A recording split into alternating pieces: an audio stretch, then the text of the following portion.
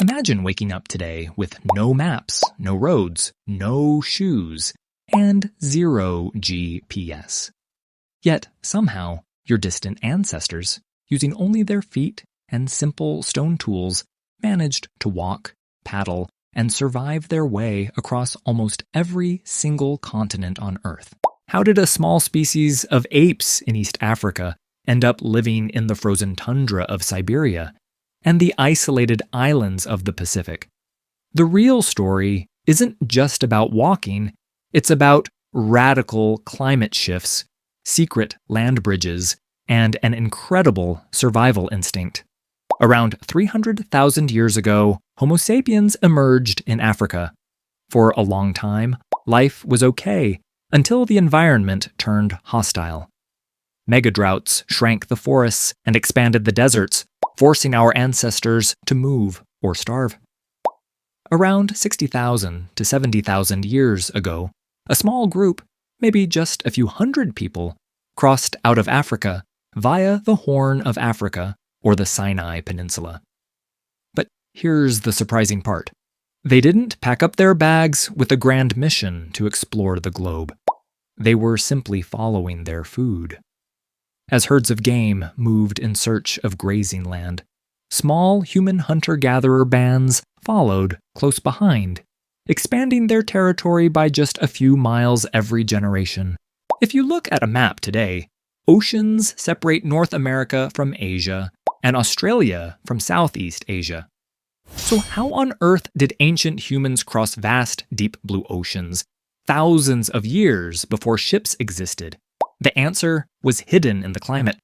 During the last ice age, massive glaciers locked up vast amounts of Earth's water.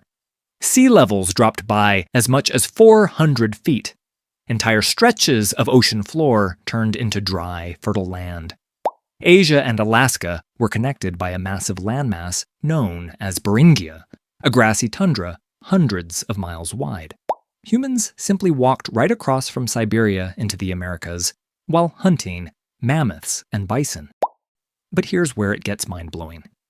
How did they get to Australia? Australia was never fully connected by land, even when sea levels dropped. Over 50,000 years ago, early humans managed to cross open ocean channels to reach Australia. Scientists believe they built primitive bamboo rafts or reed boats. They weren't sailing blind. From high coastal vantage points, they could likely see the smoke from natural fires or island peaks on the horizon. This makes those early ancestors the world's very first ocean navigators. Thousands of years later, Polynesian navigators conquered the Pacific Ocean using no metal tools or compasses. Instead, they read the ocean like a textbook, mapping wave patterns on wooden stick charts, tracking stars, observing cloud shapes, and following the flight paths of migratory birds to find islands thousands of miles apart. Traveling was only half the battle. Surviving the new, brutal climates was the real challenge.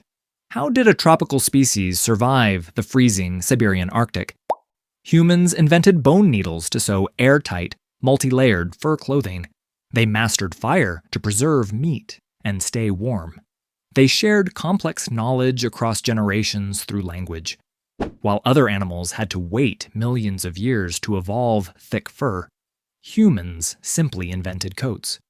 But here's the plot twist most people miss. Humans didn't conquer the world alone. As they traveled, they encountered other human species, like Neanderthals in Europe and Denisovans in Asia. DNA evidence shows we didn't just compete with them, we interbred with them, absorbing genetic traits that helped us adapt to high altitudes and cold weather even faster. When you zoom out, ancient human travel wasn't one grand journey.